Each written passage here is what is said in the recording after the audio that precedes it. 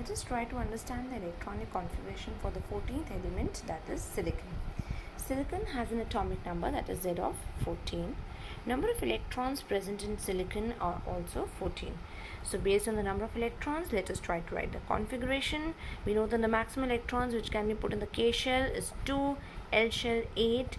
So total of 14 electrons are there in silicon. So remaining 4 electrons go in the M shell. So K2, L8, M4. That means, or if we write it as 2, 8, 4. These are the two ways of writing the correct electronic configuration for silicon. If we write the electronic configuration for silicon in any other way apart from this, it stands for an incorrect electronic configuration. If we try representing the electronic configuration of silicon in this way, that is, we put 2 electrons in the first shell, K shell, and all the remaining 12 electrons in the L shell.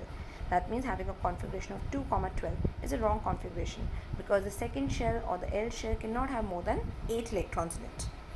Or if we try representing the electronic configuration this way, that is, we put 2 electrons in the K shell, 10 electrons in the L shell, and 2 electrons in the M shell. This is again wrong because again here the L shell is having more than 8 electrons in it.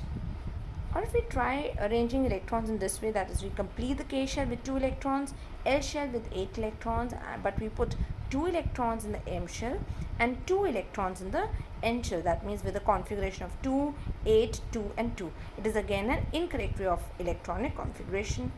Therefore, the only correct way of representing the electronic configuration for silicon is that we put 2 electrons in the K shell, 8 electrons in the L shell, and the remaining 4 electrons in the M shell. That means with the configuration of 2, 8, 4.